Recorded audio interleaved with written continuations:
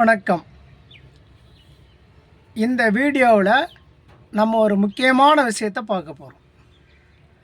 திருப்பதி லட்டு செய்ததில் கலப்படம், அதாவது பன்றின் கொழுப்பு மாட்டின் கொழுப்பால்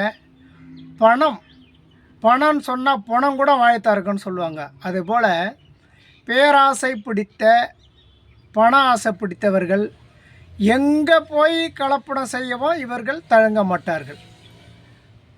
கோடியான பக்தர்களை ஒன்று கூடும் இடம் திருப்பதி. புரட்டாசி மாதம் இப்போ வந்துடுச்சு. பெரிய அளவில் பக்தர்கள் ஒன்று கூடி திருப்பதிக்கு போயிட்டு வந்த உடனே சொந்தக்காரர்கள் நண்பர்களுக்கெல்லாம் பயபக்தியோட பிரசாதமாக கொடுக்கறது அந்த லட்டு தான். நான் திருப்பதி போயிட்டு வந்தேங்க, இந்தாங்க லட்டு அப்படின்னு கொடுப்பாங்க. அதே போல் நீங்கள் திருப்பதிக்கு போகிறீங்களா, லட்டு வாங்கிட்டு வாங்க அப்படின்னு சொந்தக்காரங்க சொல்லுவாங்க.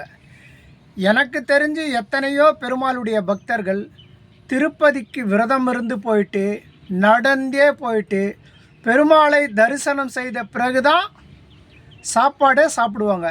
அது மாதிரியான பக்தர்கள் ஏராளம் நடந்தே போவாங்க.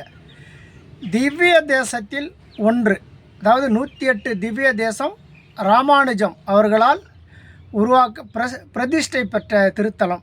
108 திவ்ய தேசத்தில் ஒரு திருத்தலம் தான் திருப்பதி. பெரும்பாலான பக்தர்களுக்கு நம்பிக்கை உரிய இடம் திருப்பதி. திருப்பதி பெருமாள் கோவிந்தா கோவிந்தா என்று அவர்கள் கோஷமிட்டு பெருமாளுக்கு அவர்களுடைய நேர்த்தி கடனை செலுத்துவார்கள். இப்படிப்பட்ட பெருமாள், வடிவேல் கூட ஒரு திரைப்படத்தில் காமெடியாக சொல்லுவார், உலகத்திலேயே 2வது பணக்காரன்டா பெருமாள், திருப்பதி கோயிலை வச்சுக்கின்னு உன்னமாடா நீலு கண்ணீர் விடுறீங்க அப்படின்னு சொல்லுவார். அதுபோல் பக்தர்கள் காணிக்கை செலுத்துவதானாலும் சரி, பக்தர்கள் அதாவது திருப்பதிக்கு போய் வந்தால் ஒரு திருப்பம் கிடைக்குன்னுவாங்க. அதாவது திருப்பதிக்கு நீங்கள் போயிட்டு வந்தீங்கன்னா கடன் தொல்லை தீரும், திருப்பதிக்கு போயிட்டு வந்தால் திருமண தோசை நீங்கும், எத்தனையோ பிரச்சனைகள், தீராத பிரச்சனைகள் திருப்பதி போயிட்டு வந்தால் தீரும்னு சொல்லுவாங்க.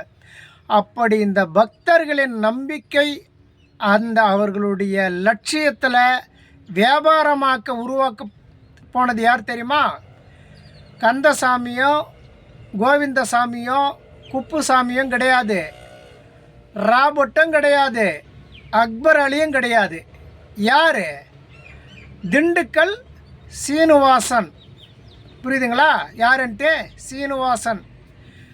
அதாவது பெருமாளுடைய பெயரை சொல்லி கடவுளுடைய நம்பிக்கையை மையப்படுத்தி கோடியாக கொள்ளையடிப்பதற்கு கடவுளுடைய நம்பிக்கை அந்த லட்டை பயன்படுத்தி அந்த லட்டில் தாங்க இந்த கலப்படத்தை செஞ்சுருக்காங்க. அதாவது சைவம் அசைவம், இதில் ஜாதி மதம் இனம் மொழி எதுவுமே கிடையாது. வெறும் சைவத்தில் இருக்கக்கூடிய மனிதர்களை அதில் அவங்க மாட்டு கொழுப்பும் பன்னி கொழுப்பும் கலந்த லட்டை நீங்கள் சாப்பிட்டோம் நம்ம அப்படின்னு அவங்க நினைக்கிறப்போ எவ்வளோ வைத்தறிச்சல் படுவாங்க. நான் இந்துன்னு சொல்லி இவங்க மக்களை எப்படி ஏமாத்துறாங்க பார்த்தீங்களா? அதுக்கு தாங்க சொல்கிறது, பெரிய அளவில் பக்தர்கள் கூடுகின்ற இடத்த சந்தேகப்படுங்க. லட்சக்கணக்கான கோடிக்கணக்கான ரூபாயில் விலை போகிற அந்த லட்டில் போய் இவன் திறமையை காட்டிருக்கிறான் பார்த்தீங்களா? அப்படி என்னதாண்டா பண்ண போகிற நீ? கோடிகளை சம்பாரித்து பணத்தையா நீ சாப்பிட போகிற? பக்தர்களுடைய நம்பிக்கையை நீ இவ்வளவு கேலி கூத்தாக்குற. அவர்களுடைய நம்பிக்கையில் போய் பணத்துக்காக இது மாதிரி அவர்களுக்கு பிடிக்காத உணவை அதில் சேர்த்து அதை வியாபாரம் செஞ்சு அதில் சம்பாரித்து அப்படி என்னதாண்டா பண்ண போகிற? கடவுள் வரமாட்டார், நம்மளை கேள்வி கேட்க மாட்டாருன்ற தைரியம் தானே உனக்கு. அதிகார வர்க்கத்திலையும் சரி ஆளுங்கட்சியிலேருந்து எல்லாருமே காசுக்காக சூடு சொரணை எதுவுமே கிடையாது. இவனுங்க கடவுளே விற்றுருவானுங்க. ஒரு காலத்தில் பயபக்தி என்ற பேரில் நமது முன்னோர்கள் உருவாக்கிய கடவுள் சிலை தாங்க ஐம்பொன்று, அதாவது வெள்ளி தங்கம் பித்தளை இந்த ஐம்பொண்ணுங்களால் செஞ்ச சிலைங்களை கடத்தி விற்றுட்டானுங்க. சிலையை கடத்தி விற்றது மட்டும் இல்லாமல் பக்தர்களுடைய உணவுலேயும் கலப்படம். இவனுங்க பண்ண கலப்படம் பாருங்கள், மாட்டு கொழுப்பையும் பன்றி கொழுப்பையும் என்னென்ன கலந்தானுங்களோ இந்த தகவலை கொடுத்துருக்கானுங்க, இந்த தகவல் தான் வந்திருக்குது. அதாவது பக்தர்களே யோசிங்க, கடவுளை சாமி கும்பிடுங்க, நீங்கள் வேணான்னு சொல்லலை. அதாவது இது போன்ற அயோக்கியர்களை நீங்கள் தான் தண்டிக்கணும்.